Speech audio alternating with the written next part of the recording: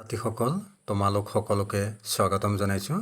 আজি মই নৱম শ্ৰেণীৰ সমাজ বিজ্ঞান বিষয়ৰ ৰাজনীতি অংশৰ প্ৰথম অধ্যায় অৰ্থাৎ ভাৰতৰ ৰাজনৈতিক দল নামৰ পাঠটোৰ অতিকৈ দৰকাৰী প্ৰশ্নোত্তৰসমূহ আগবঢ়াব বিচাৰিছোঁ।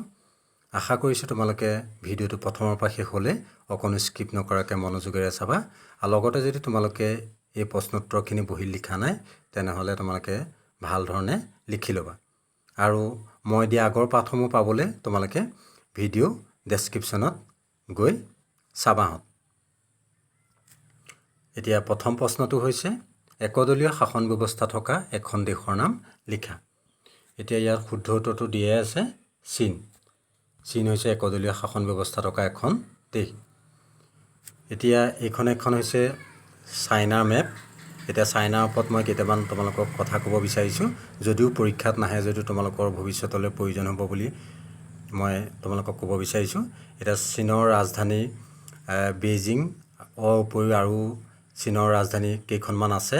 তাৰে ভিতৰত চাংহাইখনো চীনৰ মানে এখন ৰাজধানী। চাংহাইখন হৈছে চীনৰ কমাৰ্চিয়েল কেপিটেল। এইটো তোমালোকে জানি থ'বা। আৰু এটা কথা জানি থ'বা, বৰ্তমান চীনৰ ৰাষ্ট্ৰপতি।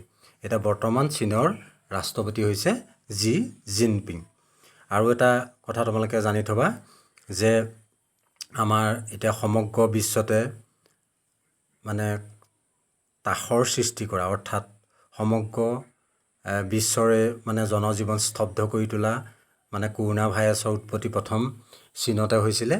আৰু চীনত হৈ কিন্তু এতিয়া চীনে অৰ্থনৈতিক ক্ষেত্ৰতো মানে স্থবিৰতা চীনত হোৱা নাই।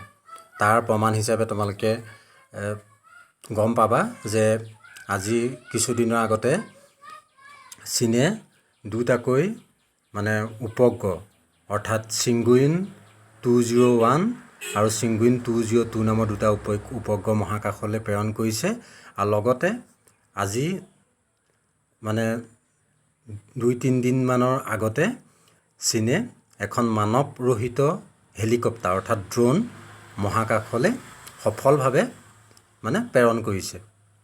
গতিকে এই ক্ষেত্ৰত চীনে যথেষ্ট সফলতাই লাভ কৰিছে, কাৰণ ইমান এটা দুৰ্যোগৰ সময়তো চীন মানে দেশখনে সেই ক্ষেত্ৰত সফলতা অৰ্জন কৰিছে। গতিকে তোমালোকে এই কথাখিনি জানি থ'বা, কাৰণ এইখিনি কথাই তোমালোকক ভৱিষ্যতলৈ মানে কিছু ক্ষেত্ৰত সহায় কৰিব।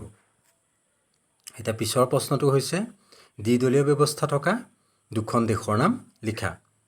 এতিয়া উত্তৰটো হৈছে ইংলেণ্ড আৰু আমেৰিকা।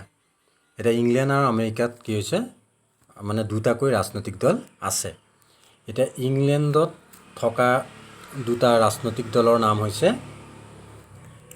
এটা হৈছে কনজাৰভেটিভ আৰু আনটো হৈছে লেবাৰ পাৰ্টি। এইটো তোমালোকে জানি থ'বা। এইখিনি পৰীক্ষাত নাহে যদিও তোমালোকে জানি থোৱাটো ভাল। এতিয়া ইয়াত আৰু এটা কথা জানি থোৱা, কনজাৰভেটিভ পাৰ্টিৰ এতিয়া যিজন মূল নেতা তেখেত হৈছে ইংলেণ্ডৰ প্ৰধানমন্ত্ৰী বৰ্তমান, তেওঁৰ নাম হৈছে বৰিছ জনছন। এতিয়া বৰিছ জনছন হৈছে কনজাৰভেটিভ পাৰ্টিৰ মানে এজন নেতা। তেওঁ এতিয়া বৰ্তমান ইংলেণ্ডৰ প্ৰধানমন্ত্ৰী। আৰু ঠিক তেনেকৈ আমেৰিকাত থকা দুটা ৰাজনৈতিক দলৰ নাম হৈছে, এটা ডেম'ক্ৰেটিক দল, আনটো হৈছে ৰিপাব্লিক দল। ডেম'ক্ৰেটিক এণ্ড ৰিপাব্লিক, এইটো কথা মনত ৰাখিবা। আৰু ৰিপাব্লিক দলৰ নেতাই হৈছে এতিয়া বৰ্তমান মানে আমেৰিকাৰ ৰাষ্ট্ৰপতি।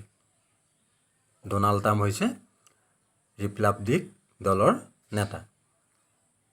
ৰিপাব্লিক দলৰ নেতা ডনাল্ড ট্ৰাম্প। এতিয়া আশা কৰিছোঁ তোমালোকে বুজি পাইছা।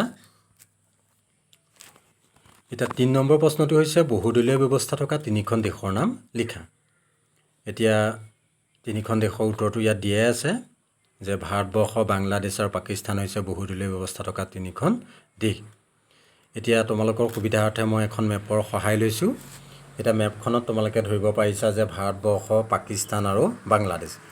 এতিয়া তোমালোকক মই অতিৰিক্তভাৱে দুটামান কথা ক'বৰ বাবেহে আচলতে এই মেপখনৰ সহায় লৈছোঁ। এতিয়া তোমালোকে এই ভাৰতবৰ্ষৰ মানে পশ্চিমত পাকিস্তানখন আছে। এতিয়া ভাৰত আৰু পাকিস্তানৰ যিডাল সীমাৰেখা, সেই সীমাৰেখাডালৰ নামটো আমি জনাটো অতি প্ৰয়োজন। ভাৰত আৰু পাকিস্তানৰ সীমাৰেখাডালৰ নাম ৰেড ক্লিফ লাইন। সেইটো তোমালোকে জানি থ'বা, ৰেড ক্লিফ লাইন। আৰু ঠিক তেনেকৈ ভাৰত আৰু বাংলাদেশৰ মাজৰ যিডাল সীমাৰেখা সেইডালৰ নামো একেই, ৰেড ক্লিফ লাইন। এইটো তোমালোকে জানি থ'বা। পৰীক্ষাত নাহে যদিও তোমালোকৰ পিছৰ পৰ্যায়ত লাগিব, গতিকে সেইকাৰণে মই আগতীয়াকৈ কৈ থৈছোঁ। আৰু এই বাংলাদেশৰ ক্ষেত্ৰত আৰু এটা কথা কৈছোঁ তোমালোকক, যে বাংলাদেশখন স্বাধীন হোৱাৰ আগতে কিন্তু পূব পাকিস্তান হিচাপে আছিলে, আৰু 1971 চনত বাংলাদেশে স্বাধীনতা পাই পেলাইহে বাংলাদেশ নামটো হৈছিলে। তাৰ আগতে কিন্তু পূব পাকিস্তান হিচাপে নামাকৰণ কৰা হৈছিলে। এইটো কথাও তোমালোকে জানি থবা। এটা পিছৰ প্ৰশ্নটো হৈছে ৰাজনৈতিক দলৰ দুটা বৈশিষ্ট্য লিখা। 1 নম্বৰটো হৈছে নীতি, আদৰ্শ আৰু আঁচনি। 2 নম্বৰটো হৈছে ক্ষমতা দখলৰ বাবে আকাংক্ষা। এতিয়া প্ৰত্যেকটো ৰাজনৈতিক দলৰে নীতি, আদৰ্শ, আঁচনি থাকে, আৰু সেই নীতি, আদৰ্শ, আঁচনিবিলাকৰ দ্বাৰা মানে জনসাধাৰণ সেই দলটোৰ প্ৰতি আকৰ্ষিত হয়। আৰু ক্ষমতা দখল কৰাটো ৰাজনৈতিক দলৰ এটা প্ৰধান বৈশিষ্ট্য, কাৰণ ক্ষমতা দখলৰ জৰিয়তে ৰাজনৈতিক দলে মানে তেওঁলোকে শাসন প্ৰতিষ্ঠা কৰিব বিচাৰে বা চৰকাৰ মানে গঠন কৰিব বিচাৰে। এটা পিছৰ প্ৰশ্নটো হৈছে ভাৰতবৰ্ষৰ প্ৰথম ৰাজনৈতিক দলটোৰ নাম কি? ই কেতিয়া প্ৰতিষ্ঠা হৈছিলে? এটা উত্তৰটো হৈছে ভাৰতীয় জাতীয় কংগ্ৰেছ। ই 1885 চনত স্থাপিত হৈছিলে। এতিয়া ভাৰতীয় জাতীয় কংগ্ৰেছ হৈছে ভাৰতবৰ্ষৰ প্ৰথম ৰাজনৈতিক দল। এইটো কথা তোমালোকে জানি থবা। এই দলটো স্থাপিত হৈছিলে 1885 চন। ইয়াত তাৰিখটো দিয়া নাই, মই তাৰিখটো কৈ দিছোঁ। 1885 চনৰ 28 ডিচেম্বৰ তাৰিখে 1885 চনৰ 28 ডিচেম্বৰ তাৰিখে ভাৰতীয় জাতীয় কংগ্ৰেছৰ জন্ম হৈছিল। এতিয়া এইখন ছবি তোমালোকৰ কিতাপতো আছে, মই তোমালোকৰ সুবিধা হোৱাকৈ ছবিখন দেখাইছোঁ। এইখন হৈছে ভাৰতীয় জাতীয় কংগ্ৰেছ আচলতে জন্মৰ সময়ত মানে তোলা এখন ছবি। গতিকে তোমালোকৰ আচলতে ছবিবিলাক মই এইকাৰণে দেখাইছোঁ যাতে ছবিৰ দ্বাৰা তোমালোকে কথাখিনি সহজতে যাতে মনত ৰাখিব পাৰা। এতিয়া ইয়াতে আৰু এটা কথা লিখি থোৱা আছে যে উমেশ চন্দ্ৰ বেনাৰ্জী আছিল ভাৰতীয় জাতীয় কংগ্ৰেছৰ প্ৰথম সভাপতি। এতিয়া পৰৱৰ্তী পৰ্যায়ত এটা প্ৰশ্নও দিয়া আছে ইয়াৰ ওপৰত। গতিকে এইটো কথাও তোমালোকে জানি থবা যে ভাৰতীয় জাতীয় কংগ্ৰেছৰ প্ৰথম সভাপতি কোন আছিল। এতিয়া ভাৰতীয় জাতীয় কংগ্ৰেছৰ প্ৰথম সভাপতি আছিল উমেশ চন্দ্ৰ বেনাৰ্জী, আৰু ই প্ৰতিষ্ঠা হৈছিলে 1885 চনৰ 28 ডিচেম্বৰ তাৰিখে। এতিয়া পিছৰ প্ৰশ্নটো হৈছে যে ভাৰতীয় জাতীয় কংগ্ৰেছ কাৰ নেতৃত্বত গঠন হৈছিল আৰু ইয়াৰ প্ৰথম সভাপতি কোন আছিল? এতিয়া ভাৰতীয় জাতীয় কংগ্ৰেছ হৈছে এলেন অক্টেভিয়ান হিউমৰ নেতৃত্বত গঠন হৈছিল। এজন ব্ৰিটিছ বিষয়া, তেওঁৰ নাম হৈছে এলেন অক্টেভিয়ান হিউম। আৰু ইয়াৰ প্ৰথম সভাপতিৰ নামটো মই অলপ আগতে কৈছিলোঁৱেই, মই তেওঁ আকৌ কৈছোঁ। ইয়াৰ প্ৰথম সভাপতি আছিল উমেশ চন্দ্ৰ বেনাৰ্জী। এতিয়া এইখন ছবি তোমালোকে ইয়াত দেখিছা যে এই ছবিখন হৈছে এলেন অক্টেভিয়ান হিউমৰ ছবি। এজন ব্ৰিটিছ বিষয়া আছিলে, আৰু তেওঁৰ নেতৃত্বতে ভাৰতীয় জাতীয় কংগ্ৰেছৰ গঠন হৈছিলে। আৰু এইজন হৈছে উমেশ চন্দ্ৰ বেনাৰ্জী। এখেতৰ ফটোখন কিতাপতো আছে। গতিকে এখেতেই আছিলে ভাৰতীয় জাতীয় কংগ্ৰেছৰ প্ৰথমজন সভাপতি। এতিয়া এই ফটোবিলাক মই তোমালোকৰ সুবিধা হোৱাকৈ গুগলৰ পৰা ডাউনলোড কৰিছোঁ। এতিয়া পিছৰ প্ৰশ্নটো হৈছে অৰ্থাৎ এইটো 5 নম্বৰ প্ৰশ্ন, কিন্তু এইটো কিবা কাৰিকৰী মানে অসুবিধাৰ বাবে আচলতে অকণমান ইফাল সিফাল হ'ল। তোমালোকে মানে ইয়াৰ নম্বৰটো শুধৰাই ল'বা। এটা প্ৰশ্নটো হৈছে ৰাজনৈতিক দলৰ দুটা প্ৰধান কাৰ্য উল্লেখ কৰা। এটা উত্তৰটো হৈছে জনগণক ৰাজনৈতিক শিক্ষা প্ৰদানেৰে শিক্ষিত কৰা। 2 নম্বৰটো হৈছে জনমত গঠন কৰা। এটা প্ৰথমটো মানে কি হৈছে ৰাজনৈতিক শিক্ষা প্ৰদান কৰি মানে জনসাধাৰণক মানে শিক্ষিত কৰি তোলা, এইটো এটা ৰাজনৈতিক দলৰ এটা প্ৰধান কাৰ্য। দ্বিতীয়টো হৈছে জনমত গঠন কৰা। এতিয়া জনমত হৈছে সাধাৰণ অৰ্থত এনেকুৱা এক প্ৰকাৰৰ মত যি মতৰ দ্বাৰা জনসাধাৰণৰ কল্যাণ সাধন হ'ব লাগিব। সেইটো কথা তোমালোকে জানি থবা যে যি মতৰ দ্বাৰা জনসাধাৰণৰ কল্যাণ সাধন হ'ব লাগিব। জনমতটো এজন ব্যক্তিৰ দ্বাৰাও গঠিত হ'ব পাৰে বা সৃষ্টি হ'ব পাৰে, বা এটা প্ৰতিষ্ঠানৰ দ্বাৰাও সৃষ্টি হ'ব পাৰে। সেইটো জানি থবা তোমালোকে। এতিয়া পিছৰ প্ৰশ্নটো হৈছে ভাৰতীয় জাতীয় কংগ্ৰেছৰ প্ৰথম অধিৱেশন ক'ত বহিছিলে? এইটো এটা অতি গুৰুত্বপূৰ্ণ প্ৰশ্ন। ইয়াৰ উত্তৰটো হৈছে বোম্বাই। অৰ্থাৎ আগতে বোম্বাই বুলি কৈছিলে, এতিয়া হৈছে মুম্বাই। এতিয়া বৰ্তমানৰ মুম্বাই, এতিয়া মুম্বাই। এতিয়া এইখিনিতে আৰু এটা কথা তোমালোকে জানি থোৱা যে মুম্বাইখন হৈছে মহাৰাষ্ট্ৰৰ ৰাজধানী। এইটো কথা তোমালোকে জানি থবা, মহাৰাষ্ট্ৰৰ ৰাজধানী। মই তোমালোকক সুবিধা হোৱাকৈ অকণমান সৰুকৈ এটা টিক্স কৰিছোঁ যে মোৰ লগত তোমালোকে লিংকছটো মিলাই চাবা। তেতিয়া তোমালোকে মানে কি হ'ব মনত ৰাখিবলৈ সহজ হ'ব যে মহাৰাষ্ট্ৰৰ ৰাজধানী মুম্বাই। এতিয়া গতিকে এইটো তোমালোকে লিংকছটো মিলাই চাবা। এতিয়া পিছৰ প্ৰশ্নটো হৈছে মুছলিম লীগৰ কেতিয়া জন্ম হৈছিলে। এতিয়া ইয়াৰ শুদ্ধ উত্তৰটো হৈছে মুছলিম লীগৰ জন্ম হৈছিলে 1906 চনত। এতিয়া এইখিনিতে তোমালোকক কওঁ যে মুছলিম লীগ মানে জন্মৰ লগত জড়িত কেইজনমান ব্যক্তি আছিলে, মানে মহম্মদ আলী জিন্না, আগা খান, ছালিমুল্লাহ, আজমল খান, এইসকলৰ নামটো তোমালোকে মনত ৰাখিবা। মই আকৌ কৈছোঁ নামকেইটা যে মহম্মদ আলী জিন্না, আগা খান, ছালিমুল্লাহ, আজমল খান এইসকল আছিলে মানে মুছলিম লীগ জন্মৰ লগত জড়িত ব্যক্তি। এতিয়া পিছৰ প্ৰশ্নটো হৈছে ভাৰতবৰ্ষৰ ইতিহাসৰ প্ৰথমটো বাওঁপন্থী দলৰ নাম কি, ইয়াৰ কেতিয়া জন্ম হৈছিল। এতিয়া উত্তৰটো হৈছে সাম্যবাদী দল আৰু ইয়াৰ জন্ম হৈছিল 1924 চনত। এতিয়া পিছৰ প্ৰশ্নটো হৈছে স্বাধীনতাৰ পিছত ভাৰতবৰ্ষত প্ৰথমটো সাধাৰণ নিৰ্বাচন কেতিয়া হৈছিলে। গতিকে এইটো এটা অতি গুৰুত্বপূৰ্ণ প্ৰশ্ন, কাৰণ ভাৰতবৰ্ষই স্বাধীনতা লাভ কৰাৰ পিছত প্ৰথমটো সাধাৰণ নিৰ্বাচন অনুষ্ঠিত হৈছিলে 1952 চনত।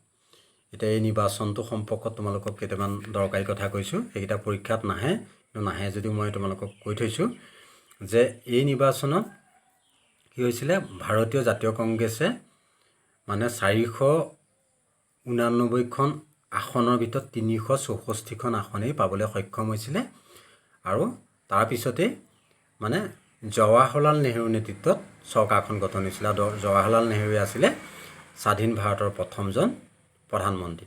সেইটো কথা তোমালোকে মনত ৰাখিবা, এইটো এটা জানিবলগীয়া কথা। এতিয়া পিছৰ প্ৰশ্নটো হৈছে ভাৰতবৰ্ষৰ ৰাষ্ট্ৰীয় পৰ্যায়ৰ দুটা ৰাজনৈতিক দলৰ নাম লিখা। এতিয়া ইয়াৰ উত্তৰটো হৈছে ভাৰতীয় জাতীয় কংগ্ৰেছ আৰু ভাৰতীয় জনতা দল। এতিয়া ভাৰতীয় জাতীয় কংগ্ৰেছ সম্পৰ্কত তোমালোকক কৈছোঁৱেই যে মই আকৌ কৈছোঁ যে ভাৰতীয় জাতীয় কংগ্ৰেছ 1885 চনৰ 28 ডিচেম্বৰ তাৰিখে গঠন হৈছিলে আৰু ভাৰতীয় জাতীয় কংগ্ৰেছৰ মানে প্ৰথম সভাপতিজন আছিলে উমেশ চন্দ্ৰ বেনাৰ্জী, আৰু ইয়াৰ প্ৰথম অধিৱেশনখন বহিছিলে বোম্বাইত, বৰ্তমানৰ মুম্বাইত। এইটো কথা তোমালোকে জানি থ'বা। মই বাৰে বাৰে এইকাৰণেই কৈছোঁ যে বাৰে বাৰে ক'লে আচলতে তোমালোকৰ কথাবিলাক মনত থাকিব। এতিয়া আকৌ ভাৰতীয় জনতা দল, এইটো জানি থ'বা যে ভাৰতীয় জনতা দলৰ জন্ম হৈছিলে, অৰ্থাৎ ভাৰতীয় জনতা পাৰ্টীৰ জন্ম হৈছিলে 1980 চনত।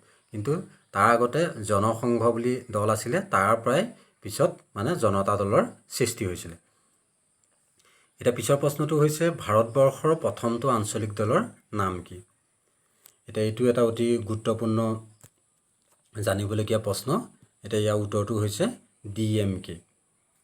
এতিয়া এইটো জানি থ'বা যে DMK হৈছে ভাৰতবৰ্ষৰ প্ৰথমটো আঞ্চলিক দল। এতিয়া DMK দলটো কোনখন ৰাজ্য হৈছে, তামিলনাডু। এইটো জানি থ'বা তোমালোকে, তামিলনাডু। DMK দলটো হৈছে তামিলনাডুৰ, আৰু তামিলনাডুৰ ৰাজধানীখনৰ নামটো জানি থ'বা। তামিলনাডুৰ ৰাজধানী হৈছে চেন্নাই। তামিলনাডুৰ ৰাজধানী হৈছে চেন্নাই, এইটো জানি থ'বা তোমালোকে। এতিয়া পিছৰ প্ৰশ্নটো হৈছে কোনটো দশকক আঞ্চলিক ৰাজনৈতিক দলৰ দশক বুলি কোৱা হয়। এতিয়া ইয়াৰ শুদ্ধ উত্তৰটো হৈছে 80 দশকক। এতিয়া ইয়াত এটা আৰু এছোৱা প্ৰশ্ন আহিব পাৰে, মই সেইটো লিখিবলৈ থাকি গ'ল যে কিয় কোৱা হয়। এতিয়া কিয় কোৱা হয় বুলি ক'লে আচলতে আমি ক'ব লাগিব যে এই দশকটোতে মানে যথেষ্ট সংখ্যক ভাৰতবৰ্ষত আঞ্চলিক ৰাজনৈতিক দলৰ জন্ম হৈছিলে, সেইকাৰণে মানে 80 দশকক আচলতে আঞ্চলিক ৰাজনৈতিক দলৰ মানে এটা সোণালী দশক বুলি কোৱা হয়। এইটো থাকি গৈছে সোণালীটো, তোমালোকে লিখি ল'বা। আচলতে এইটো সোণালীটো মই লিখিবলৈ থাকি গ'ল যে কোনটো দশকক আঞ্চলিক ৰাজনৈতিক দলৰ সোণালী দশক বুলি কোৱা হয়, যে 80 দশকক কোৱা হয়। কিয় কোৱা হয় যে এই 80 দশকতে মানে ভাৰতবৰ্ষত যথেষ্ট সংখ্যক ৰাজনৈতিক দলৰ জন্ম হৈছিলে। এতিয়া পিছৰ প্ৰশ্নটো হৈছে অসমৰ এটা আঞ্চলিক দলৰ নাম লিখা। এতিয়া ইয়াৰ উত্তৰটো হৈছে অসম গণ পৰিষদ। এতিয়া আমাৰ অসম গণ পৰিষদ এটা প্ৰধান ৰাজনৈতিক দল। এতিয়া অসম গণ পৰিষদ আমাৰ মানে ভাৰতীয় জনতা পাৰ্টীৰ লগত মানে মাৰ্জ হৈ পেলাই চৰকাৰ গঠন কৰিছে অসম গণ পৰিষদে, সেইটো কথা তোমালোকে জানি থ'বা। আৰু এটা কথা জানি থোৱা যে এই দলটো কেতিয়া জন্ম হৈছিলে, 1985 চনত। এইটো কথা তোমালোকে জানি থ'বা। মই বাৰে বাৰে কৈছোঁ যে এইবিলাক তোমালোকৰ পৰীক্ষাত নাহে, কিন্তু নাহিলেও তোমালোকে অতিৰিক্তভাৱে জানি থোৱা। কাৰ নেতৃত্বত জন্ম হৈছিলে, এইটো জানি থোৱা যে প্ৰফুল্ল মহন্তৰ নেতৃত্বত জন্ম হৈছিলে, যিজন ব্যক্তি অসমত দুবাৰকৈ মুখ্যমন্ত্ৰী হৈছিলে। সেইটো তোমালোকে জানি থবা। এতিয়া পিছৰ প্ৰশ্নটো হৈছে পাঞ্জাৱ আৰু ঝাৰখণ্ডৰ আঞ্চলিক দলটোৰ নাম কি? এতিয়া পাঞ্জাৱৰ হৈছে আকালি দল আৰু ঝাৰখণ্ডৰ ঝাৰখণ্ড মুক্তি মৰ্চা। এতিয়া সেইখিনি কথা তোমালোকে জানি থবা, জনাটো অতি প্ৰয়োজন, কাৰণ পৰীক্ষাত এটা দলৰ নামো আহিব পাৰে যে পাঞ্জাৱৰ আঞ্চলিক দলটোৰ নাম কি, বা বাকী অন্যান্য কিছুমান দলো আছে ইয়াত, তোমালোকে সেই দলবিলাকো মানে পাৰিলে মনত ৰাখিবলৈ চেষ্টা কৰিবা, যেনে অন্ধ্ৰপ্ৰদেশৰ তেলেগু দেশম, ঠিক তেনেকৈ জম্মু কাশ্মীৰৰ নেশ্যনেল কনফাৰেন্স, আৰু ঠিক তেনেকৈ মিজোৰামৰ মিজো নেশ্যনেল ফ্ৰণ্ট, মহাৰাষ্ট্ৰৰ আৰু এটা আছে শিৱসেনা, এনেকৈ নাগালেণ্ড পিপুলছ কনফাৰেন্স নাগালেণ্ডৰ। গতিকে এনেকুৱা এইবিলাক দলৰ নামো তোমালোকে মনত ৰাখি থবা। আৰু ইয়াত আৰু এটা কথা জানি থোৱা যে পাঞ্জাৱৰ ৰাজধানী হৈছে চণ্ডীগড়, আৰু সেই চণ্ডীগড়খন কিন্তু হাৰিয়ানাৰ ৰাজধানী, সেইটো কথাও জানি থবা। আৰু ঝাৰখণ্ডৰ ৰাজধানী হৈছে ৰাঁচী। এতিয়া পিছৰ প্ৰশ্নটো হৈছে বিৰোধী দলৰ সবল ভূমিকা থকা দুখন ৰাষ্ট্ৰৰ নাম লিখা। এতিয়া এই দুখন ৰাষ্ট্ৰ হৈছে আমেৰিকা যুক্তৰাষ্ট্ৰ আৰু ইংলেণ্ড। মই অলপ আগতে কৈছোঁৱেই যে আমেৰিকা যুক্তৰাষ্ট্ৰৰ দুটা ৰাজনৈতিক দল আছে, এটা হৈছে ডেম'ক্ৰেটিক, আনটো হৈছে ৰিপাব্লিক। আৰু ইংলেণ্ডৰ ঠিক তেনেকৈ লেবাৰ পাৰ্টি আৰু কনজাৰ্ভেটিভ পাৰ্টি। আৰু ইয়াত মই অলপ আগতো কৈছিলোঁ, আকৌ কৈছোঁ যে ৰিপাব্লিক পাৰ্টিৰ নেতা হৈছে এতিয়া ডনাল্ড ট্ৰাম্প, যিজন আমেৰিকাৰ ৰাষ্ট্ৰপতি হৈ আছে। ঠিক তেনেকৈ কনজাৰ্ভেটিভ পাৰ্টিৰ প্ৰধানমন্ত্ৰী হৈ আছে ইংলেণ্ডৰ বৰ্তমান বৰিছ জনছন। সেইটো কথা তোমালোকে জানি থবা। এতিয়া পিছৰ প্ৰশ্নটো হৈছে মৰ্চা চৰকাৰ কি? কেন্দ্ৰত প্ৰথমখন মৰ্চা চৰকাৰ কাৰ নেতৃত্বত কেতিয়া গঠন হৈছিল? এতিয়া উত্তৰটো মই পাঠ কৰি দিছোঁ যে যেতিয়া কোনো দলে নিৰ্বাচনত একক সংখ্যাগৰিষ্ঠতা লাভ কৰিবলৈ সক্ষম নহয়, তেতিয়া দুটা বা কেইবাটাও ৰাজনৈতিক দল একেলগ হৈ যি চৰকাৰ গঠন কৰে তাকে মৰ্চা চৰকাৰ বোলে। 1977 চনত মোৰাৰজী দেশাইৰ নেতৃত্বত কেন্দ্ৰত প্ৰথমখন মৰ্চা চৰকাৰ গঠন হয়। এতিয়া যদি কোনো দলে নিৰ্বাচনত একক সংখ্যাগৰিষ্ঠতা লাভ নকৰে, তেতিয়াই কি হ'ব? মৰ্চা চৰকাৰ গঠন হ'ব। এতিয়া সেইটো কথা তোমালোকে জানি থবা যে কেন্দ্ৰত প্ৰথমখন মৰ্চা চৰকাৰ কাৰ নেতৃত্বত গঠন হৈছিলে? মোৰাৰজী দেশাইৰ নেতৃত্বত। মোৰাৰজী দেশাই তেতিয়া প্ৰধানমন্ত্ৰী আছিলে, আৰু সেই মোৰাৰজী দেশাইৰ নেতৃত্বতে 1977 চনত প্ৰথমখন মৰ্চা চৰকাৰ বা সংযুক্ত চৰকাৰ গঠন হৈছিলে। এতিয়া তোমালোকৰ এই ছবিখন দেখিছা, কিতাপতো আছে, এইখন ছবি মোৰাৰজী দেশাইৰ ছবি, আৰু এখেতৰ নেতৃত্বতে কেন্দ্ৰত প্ৰথমখন সংযুক্ত বা মৰ্চা চৰকাৰ গঠন হৈছিলে। মোৰাৰজী দেশাই আছিলে সেই সময়ৰ প্ৰধানমন্ত্ৰী। এতিয়া পিছৰ প্ৰশ্নটো, এইটো প্ৰশ্ন আজিৰ খণ্ডটো শেষৰ প্ৰশ্ন। এইটো হৈছে UPA আৰু NDAৰ সম্পূৰ্ণ অৰ্থ লিখা। এতিয়া তোমালোকে ইয়াত লিখাই আছে যে UPAৰ সম্পূৰ্ণ অৰ্থটো হৈছে ইউনাইটেড ফ্ৰণ্ট সংযুক্ত গণতান্ত্ৰিক মৰ্চা, যিটো ইংলিছত আমি ইউনাইটেড প্ৰগ্ৰেছিভ এলায়েন্স বুলি কওঁ। এতিয়া তোমালোকে অসমীয়াত নিলিখিলে ইংলিছতো লিখিব পাৰি, ইংলিছত লিখিলেও শুদ্ধ হ'ব যে ইউনাইটেড প্ৰগ্ৰেছিভ এলায়েন্স, এনেকৈ ক'লেও তোমালোকক শুদ্ধ হ'ব। ঠিক তেনেকৈ NDA বুলি ক'লে আমি ৰাষ্ট্ৰীয় গণতান্ত্ৰিক মৰ্চা, নেশ্যনেল ডেম'ক্ৰেটিক এলায়েন্স। এতিয়া এই এলায়েন্সবিলাক মই অলপ দেৰি আগত কৈছোঁৱেই যে তোমালোকে যেতিয়া কোনো দলে একক সংখ্যাগৰিষ্ঠতা লাভ কৰিবলৈ সক্ষম নহয়, তেতিয়া এনেকৈ মিত্ৰতা কৰিবলগীয়া হয়। আৰু এই মিত্ৰতাটো নিৰ্বাচনৰ পিছতো হ'ব পাৰে বা নিৰ্বাচনৰ আগতো হ'ব পাৰে। সেইটো কথা তোমালোকে জানি থবা। ইয়াতে আৰু এটা কথা জানি থোৱা, এতিয়া বৰ্তমান আচলতে আমাৰ ভাৰতীয় জনতা পাৰ্টীৰ নেতৃত্বতে চৰকাৰ গঠন হৈছে, আৰু যিখন চৰকাৰ 2019 চনৰ, এইটো জানি থবা তোমালোকে যে 2019 চনৰ 23 মে' তাৰিখে যিখন চৰকাৰ গঠন হৈছিলে, আৰু বৰ্তমান ভাৰতৰ প্ৰধানমন্ত্ৰী নৰেন্দ্ৰ মোদী ডাঙৰীয়াৰ নেতৃত্বতে চৰকাৰখন গঠন হৈছে। কিন্তু তাৰ আগতো আৰু এটা টাৰ্ম, অৰ্থাৎ 5 বছৰ সেই ভাৰতীয় জনতা পাৰ্টীৰ নেতৃত্বতে চৰকাৰ গঠন হৈছিলে, যে 2014 চনৰ 26 মে'ত সেই চৰকাৰখনে শপত গ্ৰহণ কৰিছিলে। তাৰপিছত আকৌ দ্বিতীয় পৰ্যায়ৰ নিৰ্বাচনতো সেই ভাৰতীয় জনতা পাৰ্টীৰ নেতৃত্বতে চৰকাৰ গঠন হৈছে। তোমালোকে এইটো কথাও জানি থবা। এতিয়া আশা কৰিছোঁ তোমালোকে প্ৰশ্নখিনি বা উত্তৰখিনি মনোযোগেৰে চাইছা, আৰু তোমালোকে যদি এই প্ৰশ্নোত্তৰখিনি তোমালোকৰ মানে উপযোগী বুলি ভাবিছা তেনেহ'লে তোমালোকে মোৰ এই চেনেলটো অৰ্থাৎ এডুকেট ষ্টুডেণ্ট নামৰ চেনেলটো তোমালোকে ছাবস্ক্ৰাইব কৰি ল'বা আৰু লগতে কাষতে থকা বেল আইকনটো প্ৰেছ কৰি থ'বা। তেতিয়াহে তোমালোকে একাদিক্ৰমে পাঠসমূহ পাব পাৰিবা আৰু মই অনাগত দিনত তোমালোকৰ সমাজ বিজ্ঞান বিষয়ৰ বিশেষকৈ নৱম আৰু দশম শ্ৰেণীৰ মানে পাঠসমূহ একাদিক্ৰমে আগবঢ়াবলৈ চেষ্টা কৰিম। আজিলৈ ইমানেই। ধন্যবাদ।